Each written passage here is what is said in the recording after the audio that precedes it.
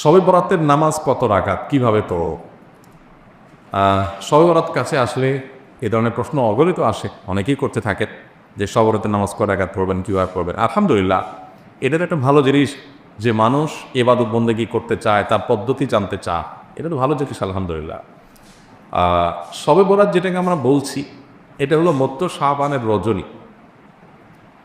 মধ্য শাবানের রজনী, এটি হলো হাদিসের ভাষ্য, লাইলাতুন নিসফি মিন শাবান। শবে বরাত বলতে কোনো জিনিস কোনো ফরম্যাটেই হাদিসে আসে না। হাদিসে আসছে লাইলাতুন নিসফি মিন শাবান, অর্থাৎ শাবানের মধ্যরাত, মধ্য রাজানে বা মধ্য শাবানের রাত।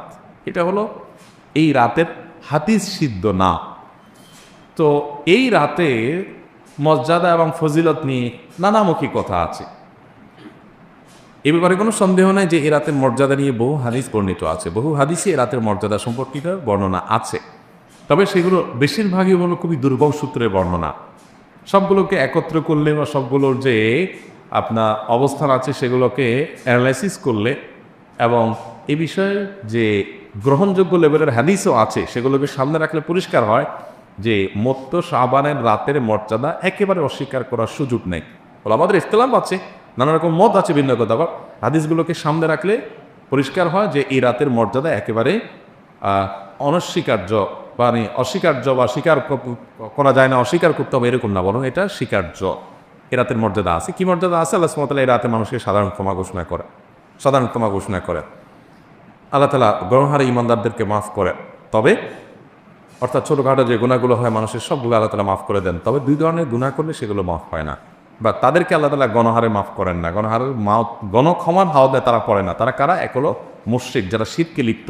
আরেকটা হলো মুশাহিন, আপনার কারোর সাথে শত্রুতা, বিদ্বেষ, হিংসা এগুলো লালন করে, এরকম লোক। তাহলে আপনি লাইলাতুন নিসফি মিন শাবান বা মধ্য শাবানের রাত, যেটাকে আমরা শবে বরাত বলি, এই রাতে ক্ষমা পাওয়ার জন্য নিজেকে উপযোগী করে তুলবেন, অর্থাৎ শিরক থেকে মুক্ত থাকবেন এবং হিংসা বিদ্বেষ থেকে অন্তরকে পরিচ্ছন্ন করবেন। এটাই হলো আপনার শবে বরাতের আমল বলতে পারেন।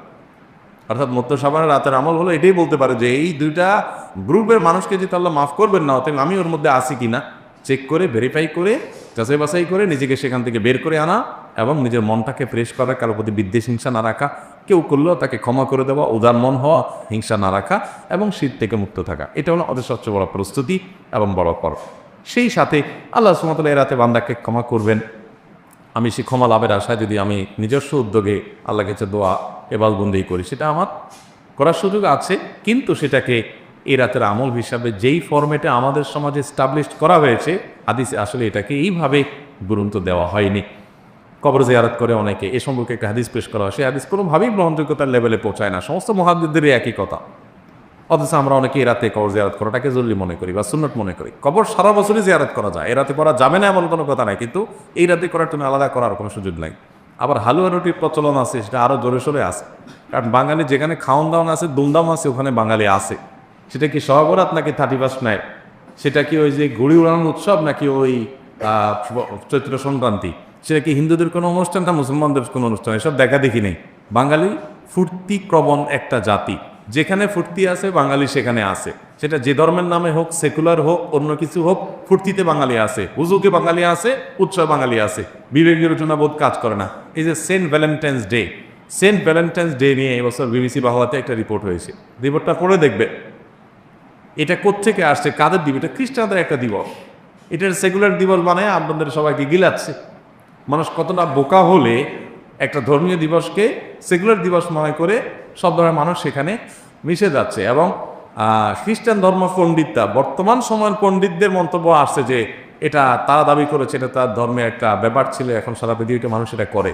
তো যে সমস্ত যুবক এটা ভালোবাসার দিবসের নাম দিয়া এই বাবালুকরা যারা গা ভাসাচ্ছেন, তারা রীতিমতো খ্রিস্টানদের দিবস পালন করছেন। ইমান নেটানাটাকে করার মতো বিষয়। এতটুকু আমাদের হিতাহিত জ্ঞান থাকা উচিত যে কোনটা কোত্থেকে আসছে। তো যেটা বলছিলাম যে আমরা আসলে উৎসব পাগল জাতি, যা পাই সেটাই উৎসব করি। তো সব রাতে আমরা হালুয়া রুটি খাওয়া একটা উৎসব। এক সময় ওই পটকা ফুটে তো বলা হয়, তাই না? বাজি ফুটাই তো।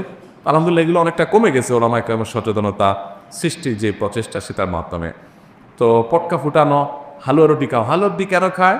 বানায় নিছে হাদিস যে নবী সাল্লাল্লাহু আলাইহি ওয়াসাল্লাম দাঁত মুবারক শহীদ হয়েছে উহুদের যুদ্ধে, এই জন্য কিন্তু হালুয়া খাইছেন, সেজন্য আমরা হালুয়া খাচ্ছি।